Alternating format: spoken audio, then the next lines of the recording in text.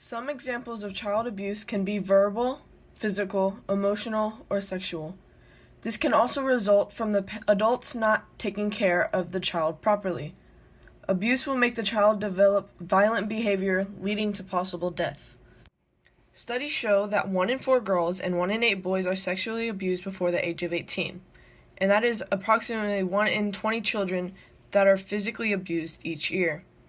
Child sexual abuse is done consciously and intentionally to a minor child as sexual activity that the child cannot comprehend or consent to. This means the child is forced or talked into sex or sexual activities by the caretaker.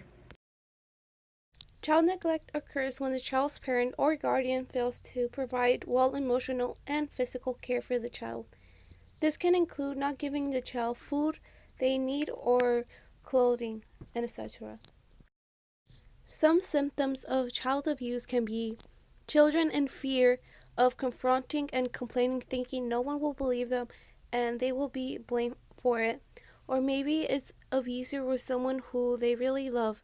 Parents are often unable to recognize symptoms of abuse because they may not want to face the reality.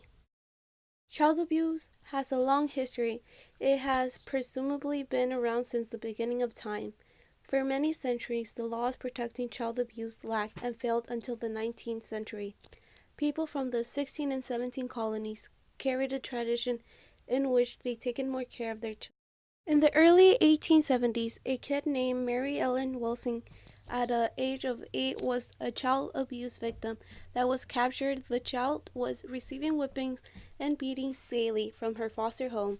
Her story led to a creation of New York Society for the Prevention of Cruelty to Children.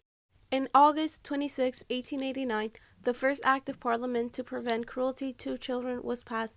This meant police could arrest anyone who was found badly treating a child and could go into jail if a child was thought to be in danger. In December 4, 1974, the Child Abuse Prevention and Threatment Act was passed by Congress after the death of Maria Caldwell, as the hands of her stepfather highlighted a serious lack of coordination among services responsible for the child welfare. This act gave federal funding to states to investigate child abuse cases. Many organizations and laws have been formed based on this law.